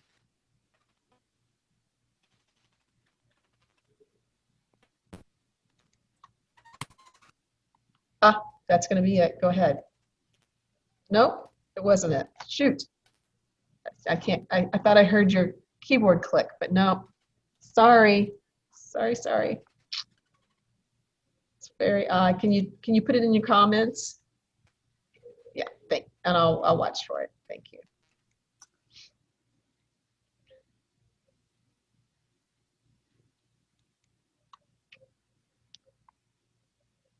Quiet group. Is that an indication that many of you had other experiences? Virginia, let's see here. I'm going to ask you to unmute yourself, Virginia. Hi, Cynthia. Hi. I did not get into this thing until 11:30. Oh. It said you had over 100 participants, and so I just. We have. I'm so sorry because we actually are allowed 1,000, so it stopped at 100. It said it had. I believe that's. Oh my goodness. Oh, I hate it when Zoom does that. I can't imagine that would be so crazy that they cut off at 100. So no, it kind of surprised me that we had not that many people showing up at 1,000, although 10% is a normal rate for most programs. But doggone it. So anyway, what would you advise? I mean, I know I've already taken that wonderful class, the first 101, and so I know. Yeah, I'm going to send you a discount coupon for that because you did take the other 101 class that kind of the whole program kind of got interrupted from my perspective of how I was going to handle it with the husband surgery. So I'm going to actually send you a discount coupon. So just hold off a little bit. I'm going to do that later this afternoon. That's very sweet of you. But I mean, I'm just sorry I missed the program, and you'll get to see the replay. Oh, okay. You get to see the replay. Okay, good. Yeah. Thank you. Yeah, I understand, Anne. Yeah, and then I wanted to, see the information about signing up for your continuing education, all that. And I guess that thing that you put on, that Arlene put on, that link, I should go to that? Yeah. Okay. You can go to that, read about it. But in your case, I am going to give you a discount because you just signed up for the very first iteration of that course. And you just completed that with me. So. Okay. And I had planned to take you all into your learning body, but that didn't happen because of the situation at home. So I just want to acknowledge that you already paid for that course. So I'm going to send you a discount. That's what I was saying. Don't sign up yet. Okay. Okay. All right. Good. Thank you. You're welcome. Okay. Who else do we have? Well, Deborah, that is like, Michael, that just so disappoints me. So annoying for me. I just got to I'll be annoyed about that. I'm going to have to manage my annoyance. I'm going to have to use my Feldenkrais skills to manage my annoyance, because you work so hard to launch a program and you pay for 1,000 people and then it tops out at 100. Okay, moving on. Anybody else wants to? Joan. Okay, Joan, let me find you. Let's see here. Where are you? Joan. Okay, Joan, here you go. Hi, Cynthia. It's nice to speak to you. Nice to speak to you. I have a question which I hope I'll be able to state clearly. I was wondering with Feldenkrais, does one always tend to return to the same patterns or habits, or does the exploring of new ways of doing it become long-lasting, or that you don't tend to return to the same patterns that causes discomfort or pain? Mm-hmm. Yeah, this is a great question. So it's a kind of a both and. When your nervous system wants to upgrade. It does want to upgrade to a higher pattern of function. This is how it knows that you are able to survive, that you're able to be more resilient within the world. At the same time, it has a struggle built in with it wants also to have habits it can rely on. And so this is the nature of neuroplasticity, that whatever you do a lot of, you get better and better at doing. First of all, your system, as you've probably read some of the emails I've been sending out, it's very engaged in good enough learning so that you can go ahead and learn the next set of skills. You need to be able to learn how to put together the necessary skills for reaching, rolling, crawling, walking as early as possible.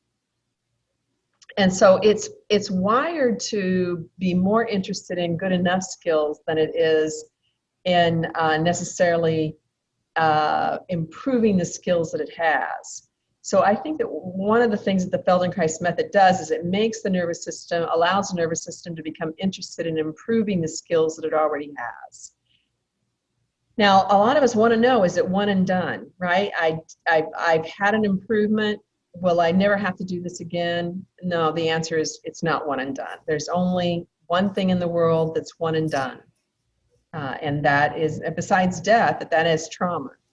So whatever we do in life around our physical movement and body, we do need programs or ways of engaging with ourselves that keeps bringing ourselves back to the potential of choosing something that's of a higher level, that's not the wired in way that was just good enough. It turns out when you do it for 30 years, it's actually not good enough. It's now caused a lot of wear and tear on the system. So no, I don't think that the Feldenkrais method allows most deeply entrenched patterns to be unlocked in one session and never to be returned to. I think it goes back and forth in the returning, and it's important to have a program like the Feldenkrais work that you keep re-engaging with over time. So that's why I really encourage you to look at something that allows you to build a relationship, a membership where you can keep dipping in and finding something else and finding something new, that you don't have to be dependent on going out and finding a new class every single time, but that you can have at your fingertips resources so that you can use them when you need to use them, or use them if you can motivate yourself in what I would say is a hygienic way. Use them like brushing your teeth. Use them like taking care of yourself and taking a shower, that you would engage in lessons on a fairly regular basis, and that you would have enough variety in those lessons so that you don't fall into a habitual way of exploring the lesson. So thanks for that question, Joe. Yeah. Thank you. Thank you. Yeah, I must say that is what is good about the method for me, is that it keeps you interested. So it works with it keeps your mind interested as well. And Yeah, it's never the same. Yes, thanks. yeah, yeah. I think it is too. I think it's incredible that way as well. Let's see here. I'm able to copy that link or not. Somebody's asked for the link again, but I'm not sure if I'm able to copy it. So, oh, thanks, Arlene. Again, I know she's got to leave here soon. So, yes, good, great, Jackie. Thanks. Glad to have you sign up. Good to have you. And somebody else posted that they signed up already out of my little group. I'm trying to see. When does a 9-week course start? The 9-week course starts the week of the 14th. The week of the 14th. Good question.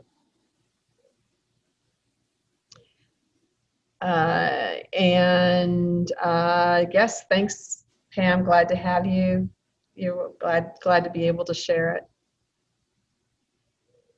No, you can't copy any more chats, and Nikki, they closed that down because of privacy issues and other spamming issues. So good, Linda. Thanks for signing up. Very glad. Good. Anybody else got any other questions? Let me see here on my other view. Okay.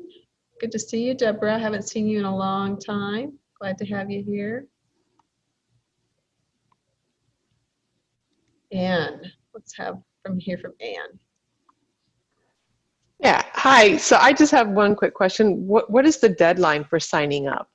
September 3rd. Is Okay. that correct? Next Thursday, a week from yesterday. Is that the 3rd? I've got a little head like floating around in my head. That might be the 6th. I've got Okay. floating around in my head here. So let me. Yeah, September 3rd is correct. Yeah. All right. Thanks. Yep, you're welcome. Fran asks, is it possible to go back and forth between Monday and Friday classes per our schedule commitments? Yes, it is. What I ask is that you don't show up for the same class both times in the week, so that other people have my ability to focus on the current group is good. It's not just taking up with people doing the same lesson twice in a week, but yes, you can. And can we sign up for the Monday event as well? I had to miss a big portion today. Yep, you can. You absolutely can. And I'll try to get that thing fixed on the 1,000 for sure. I'm gonna have to make nice to all these people who tried to get in and couldn't get in. Okay. Anything else? I'm happy to take more questions. I'm happy to take more questions. No? Okay. Yes, Barbara, you ready to try again? Great, let's do it.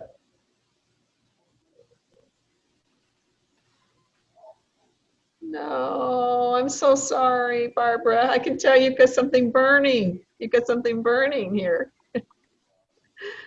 You don't have anything plugged in, do you? No headphones plugged in, anything like that? Did you go back and test your sound in Zoom? There's a way to test your sound in Zoom so that you'll know if it's working or not. Okay. Thank you very much. Thank you for hanging out with me today. Kathleen, you raised your hand. Let me get you, dear. Hi, thank you so much. My question is, are there any contraindications with this if you have osteoporosis? All the normal contraindications with osteoporosis. So, you know, and that's somewhat controversial actually, because the contraindications with osteoporosis are mostly against flexion, so this folding, and then also folding while twisting. Now, you will not find very many physicians stressing these contraindications. And I think the reason is probably pretty clear. It's very difficult to live your life if you can't ever fold and turn. However, for those of us who are in the movement fields, most of us try to encourage people to stay within those contraindications anyway. So there's plenty of lessons in which we would do a lot of folding or even some folding and rotation. So you would need to follow those guidelines. He's left. Thank you. Joe's not coming till about 1. Oh, Did you want Sorry, to go let me Waffle figure out House where or that this? is. yeah. Okay, so yeah, I hope that was helpful.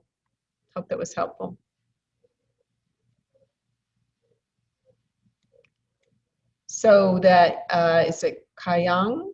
I'm gonna ask you to unmute Kayang. So in general, you come to any program like this and you wanna be sure that you're following the guidelines that you've ever been given by your healthcare providers. Kayang, you there? Get your hand up. No? Okay, disappeared. Let's see, let me try to find you. Can you hear me? Uh-huh. Okay, I have a question. How is that Feldenkrais are able to help with the condition of the osteoporosis? When we look at osteoporosis, one way that we understand it is that the quality of someone's posture can have an impact on osteoporosis. So the quality of how your bones stack up and the quality of how movement travels through your body can have an impact on whether or not your nervous system, the deep messages that are received within the bone that it needs to produce and keep a solid bone structure or a healthy spongy bone structure, a healthy trabecular bone structure. In the Feldenkrais work, we're always working with how people can allow themselves to come to their full height and have this quality of stacking and this quality of being able to move with better balance. So within the realm of how it facilitates your walking, your running, your anything else activities that are in weight bearing, it has something to do with osteoporosis. It is of itself not a method for preventing or reversing osteoporosis. There's not enough done in the Feldenkrais method alone for you to, that would be related to weight bearing, like like it's not a form of exercise. That's what I need to say. It's not a form of exercise. So it needs, I think it's a fundamental aspect that can improve anything else that you do in your life.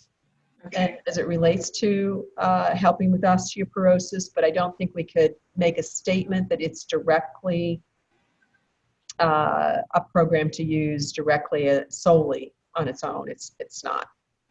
Okay, so that you can enhance the bone structure by practicing it every day, or is it recommended? It's not actually the practicing of it that's going to do it. It's the practicing of it that turns around and influences your other activities. Yes. So you get a higher quality of weightlifting, you get a higher quality of walking, you get a higher quality of running, you get a higher desire to be active. It's going to help all those things. Okay. But that hour you do in a Feldenkrais lesson is not going to be directly the hour of bone building. Okay. Rarely. Thank you so much for your information. You're welcome. That's a good question. Now, we do have a program that's a derivative of the Feldenkrais approach called Bones for Life, which I think has a lot to offer bone health, but it's different. Mm-hmm. Yeah, I was really curious about that, your method of the Bones for Health. And I was still trying to look into it just a little bit about Right. That's a different program. It is a different program. So I would answer that question differently if you were asking me that question about that program. Okay. All right. Thank you. You're welcome. Well, good, Jill. I'm glad you did finishing up the 12-week course with Lavinia. I'm glad you're enjoying it. Yeah. And I'm sorry, Barbara, you couldn't get on. We've found out that Zoom did not work the way we thought it was going to work today. Okay, anyone else? Totally happy to answer more.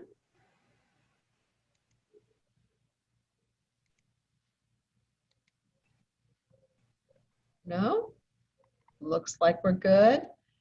Great. So if you were going to sign up, do click on the link, grab it right now, get signed up, and I will, you'll hear from me soon. You'll hear from me soon. Thank you so much. Good, good, good to see everybody. Bye-bye.